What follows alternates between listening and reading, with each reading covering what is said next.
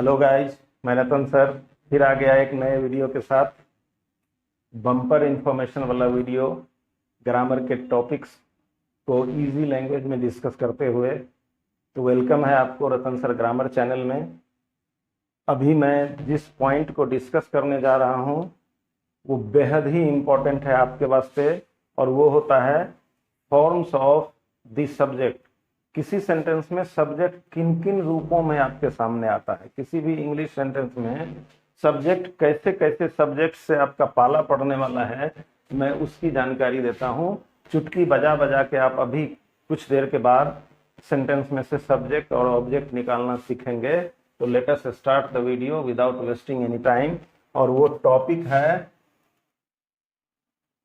Forms of the subject. जैसा कि मैं प्रीवियस वीडियोज में बता चुका हूं, सेंटेंस में किसी भी इंग्लिश सेंटेंस में सब्जेक्ट के रूप में आने वाला वर्ड या तो कोई नाउन होगा या प्रनाउन होगा। अगर कोई और भी वर्ड होगा तो वो नाउन या प्रनाउन की तरह ही यूज होता हुआ आएगा। अगर ग्रुप ऑफ वर्ड्स है तो कोई नाउन होगा। तो हमारे सामने किन किन रूपों में सब्जेक्ट आ सकता है और हम अपने सेंटेंस में आए हुए सब्जेक्ट को कैसे पहचान सकते हैं, यही जानकारी आज इस वीडियो में आपको मिलने वाली है। तो जानिए सबसे पहले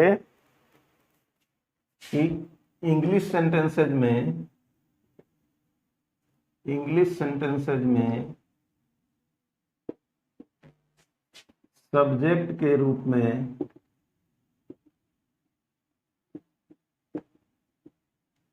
noun, pronoun, adjective, infinitive, gerund,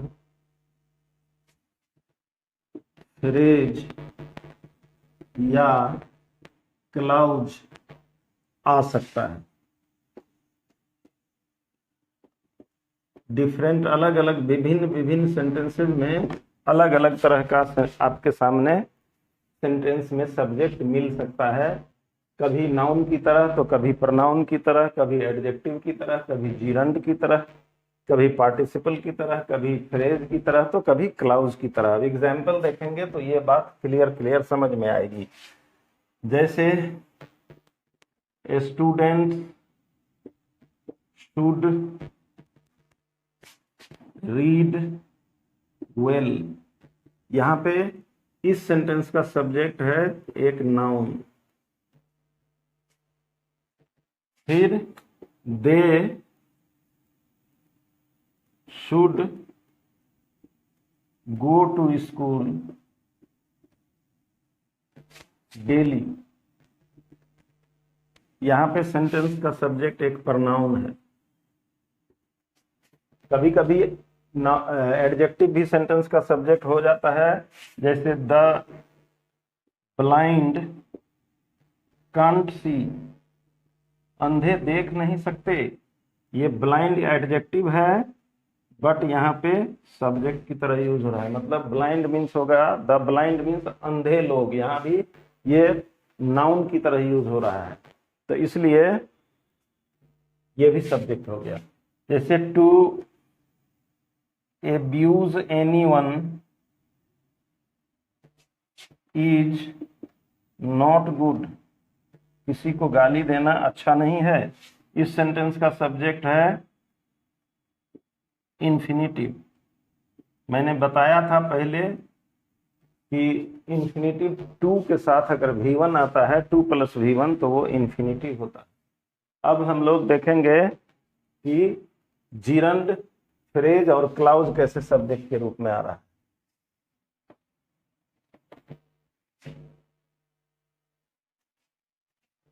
जैसे स्विमिंग इज एन एक्सरसाइज, तैरना एक व्यायाम है। यहाँ पे स्विमिंग जीरंड है, ये जीरंड है, सब्जेक्ट के रूप में आ रहा है। क्लाउज कहीं पे कोई फ्रेज सब्जेक्ट की तरह यूज होता हुआ देखेंगे। फ्रेज जैसे what to do is a problem, क्या करें यह एक समस्या है। व्हाट टू डू ये फ्रेज है और यहाँ पे सब्जेक्ट की तरह यूज हो रहा है।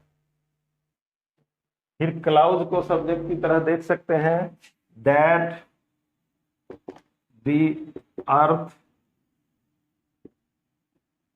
Is round is known to all, धरती गोल है यह सबको मालूम है। That the earth is round, धरती गोल है, ये ऐसा क्लाउज है जो सब्जेक्ट के रूप में यूज हो रहा है। तो हमने देखा कि हमारे सामने डिफरेंट टाइप्स ऑफ सब्जेक्ट आ सकते हैं। अब किसी सेंटेंस में सब्जेक्ट और ऑब्जेक्ट का पता कैसे लगाएंगे, ये बहुत ही इंपॉर्टेंट इंफॉर्मेशन है।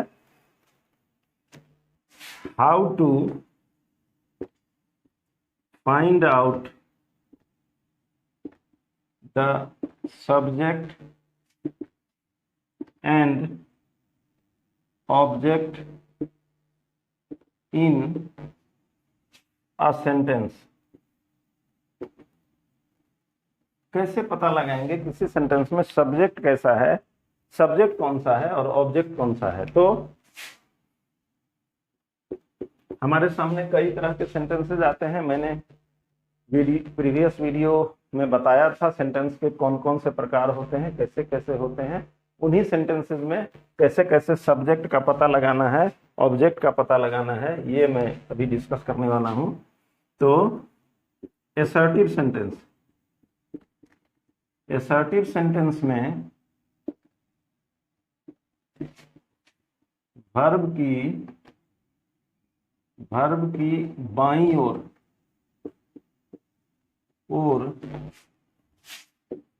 आने वाला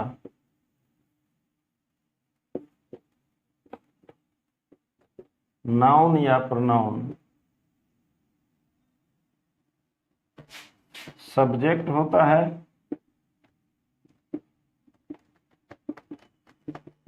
तथा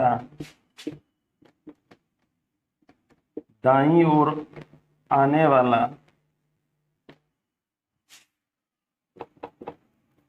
नाउन या प्रोनाउन ऑब्जेक्ट होता है। इतना आसान है, एग्जाम्पल से इसको अच्छी तरह समझ सकते हैं। लेफ्ट राइट, बायां दायां करके हम किसी असर्टिव सेंटेंस में से इजी वे में without having any knowledge you can find out the subject and object in this sentence. देखते हैं कैसे। एग्जाम्पल को अच्छी तरह समझा करें, it will help you to understand each and every point well. तो एग्जाम्पल है जैसे टीचर्स टीच अस, यहाँ पे एक ये सेंटेंस है, शिक्षक हमें पढ़ाते हैं। जैसे ही कोई असर्टिव सेंटेंस आ जाए, असर्टिव सेंटेंस को देखते देखते पहचानना मैंने काइंड्स ऑफ सेंटेंसेस वाले वीडियो में बता दिया था। देखिए और देखते देखते सेंटेंस को पहचानना सीखिए। मैंने ज्यादातर चीजें देखते देखते पहचानने के बारे में बताई है। और यहाँ भी आप खड़े खड़े देखते देखते किसी सेंटेंस में से सब्जेक्ट और ऑब्जेक्ट को पहचान लेंगे अभी तुरंत कुछ ही सेकंडों के बाद। तो जैसे अगर किसी असर्टिव सेंटेंस में सब्जेक्ट और ऑब्जेक्ट पता करना हो तो सबसे पहले उस सेंटेंस में वर्ब पता करिए। वर्ब कैसे पता करते हैं मैंने वर्ब वाले वीडियो में क्लियरली बता दिया है, एकदम इजी वे में चुटकी बजा के वर्ब को पहचानना। तो अगर वो याद होगा, नहीं याद हो तो फिर से जाकर वीडियो को वॉच करें। तो यहाँ पे ये वर्ब है टीच। अब वर्ब किसी असर्टिव सेंटेंस में वर्ब खोज लें, वर्ब के सामने खड़े हो जाएं और उसकी बाईं ओर ये देखें कौन सा नाउन और दाईं ओर कौन सा नाउन या प्रोनाउन आ रहा है। तो ये टीचर एक नाउन है, ये सब्जेक्ट हो गया, और इधर दाईं ओर आने वाला प्रोनाउन है, ये ऑब्जेक्ट हो गया। इतना आसान है किसी असर्टिव सेंटेंस में से सब्जेक्ट और ऑब्जेक्ट का पता करना। तो इसलिए इसको अच्छी तरह जान लीजिए। अगर एक से अधिक वर्ब भी रहे कोई मतलब नहीं है तब भी पहचाना जा सकता है। जैसे शी हैज बीन एब्यूजिंग मी, यहाँ पे इतना 3 वर्ब्स आ रहे हैं तो फिर भी तीनों वर्ब ही ना। तो वर्ब की बाईं ओर आने वाला ये प्रनाउन है, ये सब्जेक्ट हुआ, और वर्ब की दाईं ओर आने वाला ये प्रनाउन, चाहे कोई नाउन भी रहता, ये ऑब्जेक्ट हो गया। तो इस तरह से हम किसी एसर्टिव सेंटेंस में सब्जेक्ट का पता लगा सकते हैं। अब interrogative sentence, interrogative sentences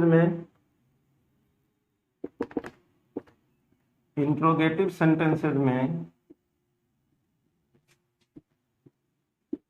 auxiliary verb ए भी और पी भी के बीच आने वाला नाउन या प्रनाउन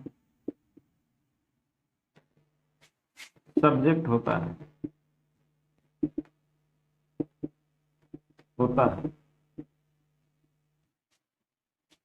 और साथ ही पीवी के बाद ऑब्जेक्ट आता है। एग्जाम्पल, एकदम अच्छी तरह से इस एग्जाम्पल को देख के आप समझ सकते हैं। जैसे do you read the Ramayan, ये इंट्रोगेटिव सेंटेंस है। इसमें auxiliary verb do, principal verb read, बीच में आने वाला ये यू सब्जेक्ट होगा। जैसे does Radha talk to you, अब प्रिंसिपल वर्ब है पी रीड, प्रिंसिपल वर्ब के बाद आने वाला ये ऑब्जेक्ट भी हुआ, ये भी जानते। इसमें भी ये एक ऐसा नाउन है, यहाँ इस ऊपर वाले सेंटेंस में प्रनाउन था, नीचे वाले में नाउन है। ए भी डज, पी भी टॉक टू, बीच में आया ये नाउन राधा, ये सब्जेक्ट हो गया, और टॉक टू के बाद ये आने वाला प्रनाउन ये ऑब्जेक्ट हो गया। तो इस तरह से इतना इजी है किसी सेंटेंस में से सब्जेक्ट और ऑब्जेक्ट का पता करना। नेक्स्ट पॉइंट, अगले प्रकार का सेंटेंस होता है इंपरेटिव सेंटेंस। इंपरेटिव सेंटेंसेस में सब्जेक्ट होता ही नहीं है, सब्जेक्ट आता ही नहीं है, वह अंडरस्टूड होता है, अंडरस्टूड रहता है। अंडरस्टूड का मतलब होता है उसमें है नहीं बट हम जानते हैं, देखते नहीं है बट जानते हैं।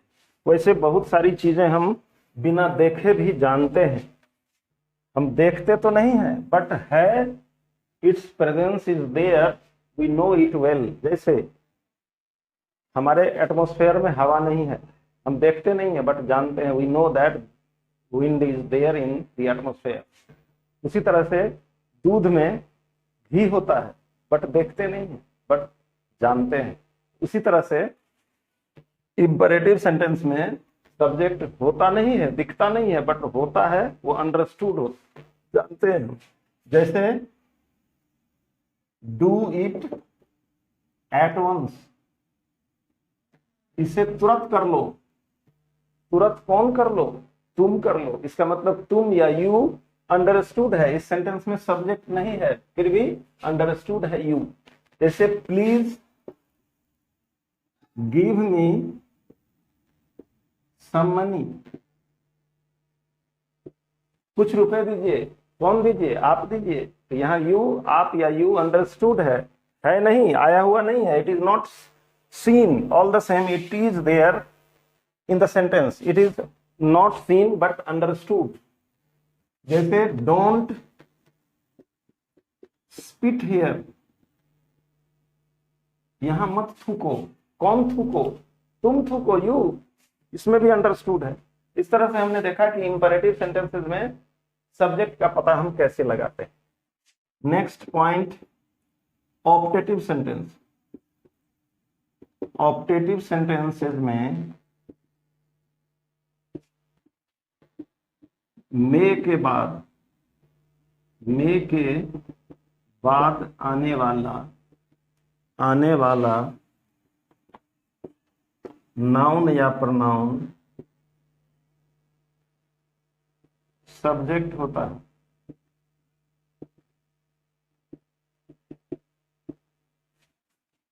बिना मे वाले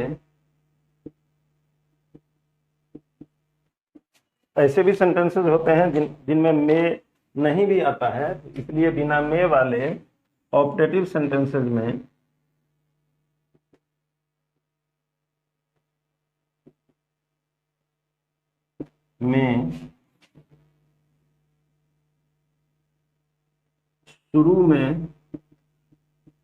शुरू में ही आने वाला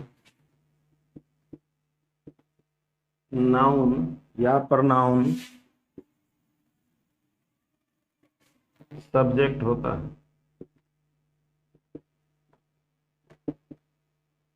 example, optative sentence, imperative sentence, assertive sentence या इंट्रोगेटिव सेंटेंस। क्या होता है, ये काइंड्स ऑफ सेंटेंसेस में हमने बहुत ही अच्छी तरह से चर्चा करके बताया हुआ है।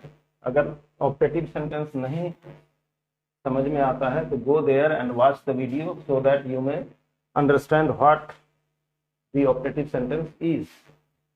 एग्जाम्पल देखिए, जैसे मे यू बी हैप्पी, खुश रहो, मे यू बी हैप्पी। इसको ऐसे भी यूज किया जाता है, यू बी हैप्पी, इसके अंत में एक्सक्लेमेशन मार्क आता है। तो मे से शुरू होने वाले सेंटेंस में मे के बाद नहीं, बिना मे वाले में शुरू में आने वाला, यही सब्जेक्ट है। जैसे may God save the country या God save the country.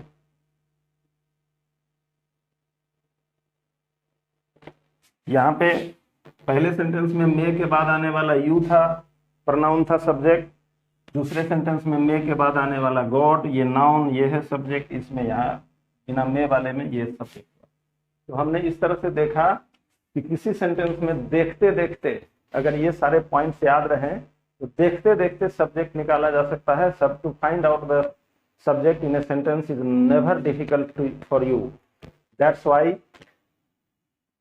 read and listen to the points discussed in the video carefully and you will certainly be able to understand what I am going to tell you, what I am going to make you understand. तो आज इस video का यही अंत होता है।